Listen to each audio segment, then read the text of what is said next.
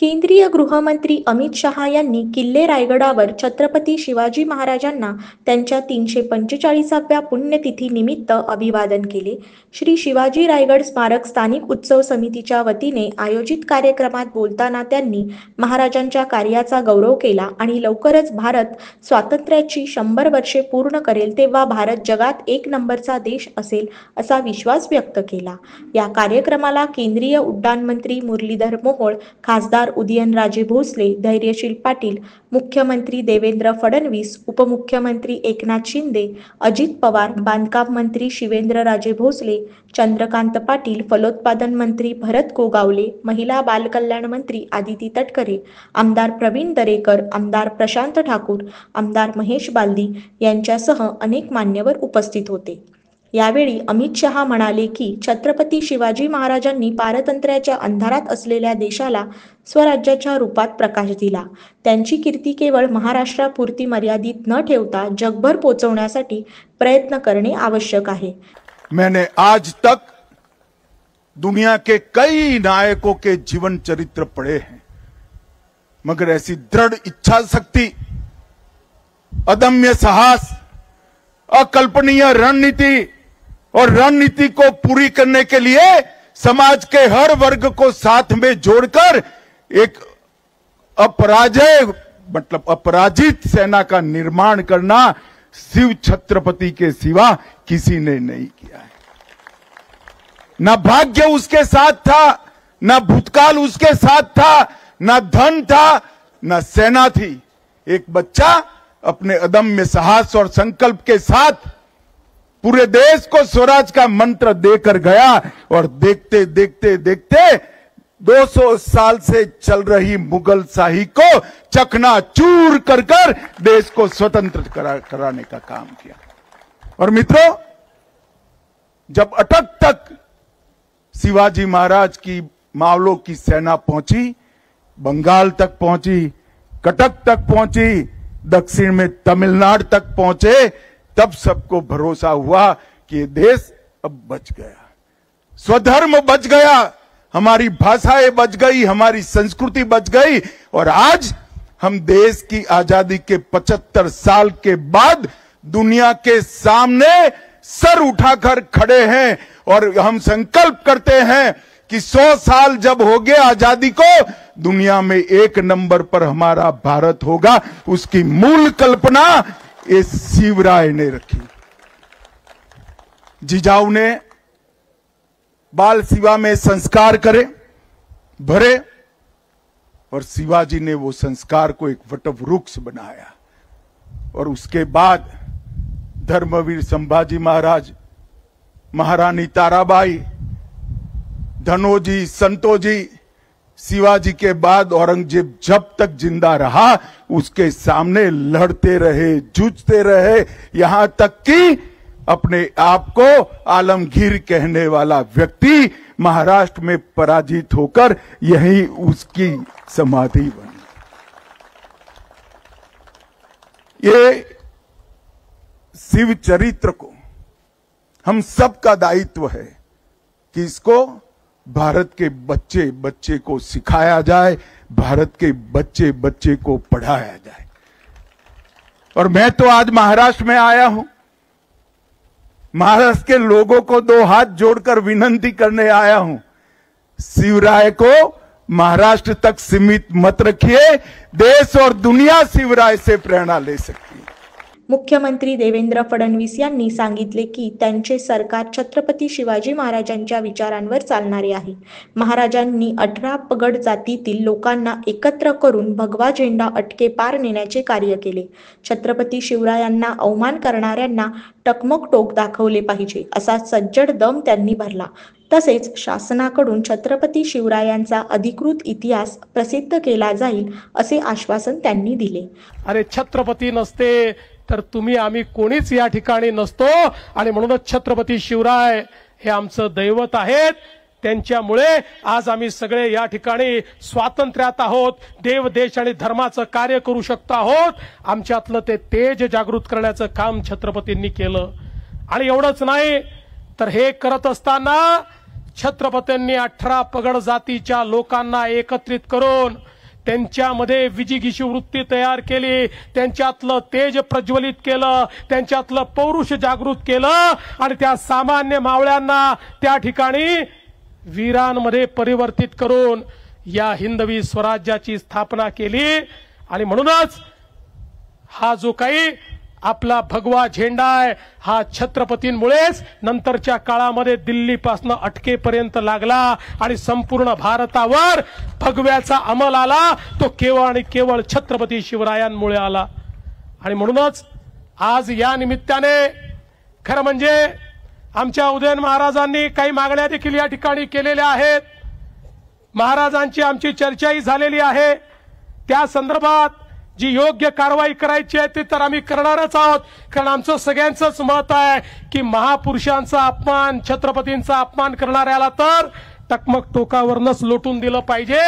पण आपण लोकशाहीमध्ये आहोत, त्यामुळे लोकशाही अनुरूप या ठिकाणी नियम तयार करण्याचं काम हे आपण निश्चितपणे करू। आणि त्यासोबत जो छत्रपतींचा प्रमाण इतिहास हा राज्य सरकारच्या वतीनं तयार केला पाहिजे, निश्चितपणे हे काम देखील आपण हातामध्ये घेऊ। आणि यासोबत आपण अत्यंत महत्त्वाच्या 2 मागण्या केलेल्या आहेत। सगळ्याच मागण्या महत्त्वाच्या आहेत, पण या ठिकाणी अरबी समुद्रातलं जे स्मारक आहे ते सुप्रीम कोर्टात अडकलं, पण आता सुप्रीम कोर्टाने ते हायकोर्टाला पाठवलं आहे। महाराज, आपण महाराजांचे मावळे आहोत, हार मानणार नाही। हायकोर्टामध्ये लढून ते स्मारक आम्ही त्या ठिकाणी मोकळं करून घेऊ आणि कुठल्याही परिस्थितीमध्ये छत्रपती शिवरायांचे स्मारक झालं पाहिजे, हा प्रयत्न आपला असेल। उपमुख्यमंत्री एकनाथ शिंदे यांनी सांगितले की छत्रपती शिवरायांनी तलवारीच्या बळावर निष्पाप लोकांवर अन्याय केला नाही, उलट त्यांच्या तलवारीला मानवतेचा सुगंध दिला। महाराष्ट्रात वाढत चाललेली विषवल्ली ठेचून काढण्याची गरज आहे, असे प्रतिपादन त्यांनी केले। मी आज एवढंच सांगतो की छत्रपती शिवाजी महाराज हे भारतीय आरमाराचे जनक होते। आपल्या नौदलाच्या ध्वजावर देखील आता शिवरायांचं प्रतीक आहे आणि त्यासाठी आदरणीय प्रधानमंत्री मोदीजींचं मी अभिनंदन करतो, गृहमंत्री अमित भाईंचं अभिनंदन करतो। खरं म्हणजे मोदीजी जेव्हा आले होते तेव्हा देखील त्यांनी शिवरायांचं अतिशय अभिमानाने या ठिकाणी उल्लेख केला। आणि म्हणून आज छत्रपती शिवाजी महाराजांचा इतिहास जो आहे 7 समुद्रापलीकडे पोहोचला आहे। आज अगदी आपण पाहतो की रशियामध्ये सुद्धा शिवजयंती होती आहे, काश्मीरमध्ये कुपवाडा या ठिकाणी शिवाजी महाराजांचा अश्वारूढ पुतळा उभा राहिला, देवेंद्रजी मॉरिशसला गेले तिकडे पुतळा उभा राहिला। आज खूप मोठ्या प्रमाणावर आज अफजल खानाचा कोतळा ज्या वाघनकाने काढला तो वाघनकं देखील आपण आणली आहे आणि वाघनकं ब्रिटनहून आणली, त्याचं देखील दर्शन घ्यायला रांगाच्या रांगा लागलेल्या आहेत। आणि म्हणून या ठिकाणी शिवछत्रपतींनी हाती तलवार घेतली पण निष्पाप लोकांच्या रक्ताने ती कधी रंगू दिली नाही, त्यामुळे त्यांच्या रणनीतीला रक्ताचा वास येत नाही तर मानवतेचा सुगंध येतो। आणि म्हणून शिवाजी महाराज ही केवळ व्यक्ती नाही तर एक विचारसरणी होती आणि म्हणून महाराष्ट्राच्या घराघरात मनामनात शिवछत्रपती आज घर करून आहेत। आणि म्हणूनच छत्रपती शिवाजी महाराजांचा चाल करून आलेले मग अफजल खान असेल, औरंगजेब असेल, त्याची थडगी याच महाराष्ट्रामध्ये गाडली गेली, हा देखील इतिहास आहे। आणि म्हणून ही विषवल्ली या महाराष्ट्रामध्ये कुठेही वर येणार नाही, ती ठेचून काढली जाईल, हे देखील आपलं सरकार छत्रपती शिवाजी महाराजांचा आदर्शाने पुढे काम करते। यावेळी उदयनराजे भोसले यांनी महाराष्ट्र गव्हर्नर हाऊस शेजारी अरबी समुद्रात आणि दिल्लीत शिवस्मारक उभारण्याची मागणी केली। तसेच शासनाने एक अधिकृत इतिहास प्रकाशित करावा जेणेकरून कोणतेही वाद निर्माण होणार नाहीत, अशी इच्छा त्यांनी व्यक्त केली। छत्रपती शिवाजी महाराजांचं एक दिल्लीत एक भव्य असं स्मारक व्हावं ही सुद्धा प्रत्येक शिवभक्ताची मागणी आहे। आणि त्याचबरोबर तो काळ आठवा ज्यावेळेस या ठिकाणी निजामशाही होती, मुघलशाही होती आणि अशा परिस्थितीत शहाजी महाराजांनी त्यांच्या मनात एक जो विचार होता स्वराज्याचा, आणि मासाहेब जिजाऊ महाराजांनी तो संपूर्ण छत्रपती शिवाजी महाराजांच्या अंगी उतरवला। त्यामुळे त्यांची जी होतगिरीला शहाजीराजेंची होतगिरीला जी समाधी आहे दावणगिरी जिल्ह्यामध्ये, जी आर्किओलॉजिकल डिपार्टमेंटच्या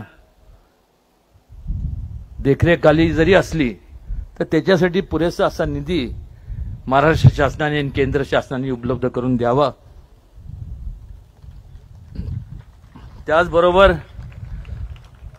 आदरणीय मोदीजींच्या हस्ते अरबी समुद्रात छत्रपती शिवाजी महाराजांच्या स्मारकाचं भूमिपूजन झालं। कदाचित त्या ठिकाणी एन्व्हायरमेंटल काय इश्यूज असतील, इकॉलॉजिकल इश्यूज असतील, मी देवेंद्रजींशी कानावर घातलंय आणि एक मागणी आहे की ज्या छत्रपती शिवाजी महाराजांचं केंद्रात तर झालंच पाहिजे, पण महाराष्ट्रात देखील आज गव्हर्नर हाऊसच्या ठिकाणी जवळपास 48 एकर जागा आहे अरबी समुद्राला लागून, त्या ठिकाणी व्हावं असं अनेकांची मागणी आहे। ह्या सगळं हे जेव्हा आपण स्मारक स्थापन करतो किंवा बनवतो त्याचा मूळ उद्दिष्टच एवढा असतो की भावी पिढीला त्यातनं काहीतरी एक विचार घेता येतील, एक चांगल्या प्रकारे प्रोत्साहन मिळेल आणि चांगल्या प्रकारे त्या देशाची प्रगती होईल। ह्या सगळ्या फार वेळ न घेता एवढंच माझे सर्व शिवभक्तांच्या वतीने मी एवढीच विनंती करणार की ह्याची घोषणा आदरणीय अमित शहाजींनी आणि देवेंद्रजींनी करावी। कार्यक्रमात दुर्ग अभ्यासक नीलकंठ रामदास पाटील यांना यावर्षीचा श्री शिवस्मृती रायगड स्मृती पुरस्कार प्रदान करण्यात आला।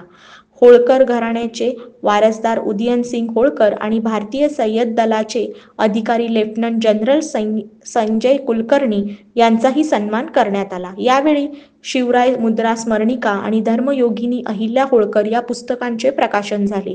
केंद्रीय उड्डाण मंत्री मुरलीधर मोहोळ यांच्या प्रयत्नाने शिवसमाधीवर हेलिकॉप्टरद्वारे पुष्पवृष्टी करण्यात आली। शनिवारी सकाळपासूनच किल्ले रायगडावर हजारो शिवभक्तांनी छत्रपती शिवाजी महाराजांना त्यांच्या 345व्या पुण्यतिथी निमित्त अभिवादन करण्यासाठी मोठी गर्दी केली होती।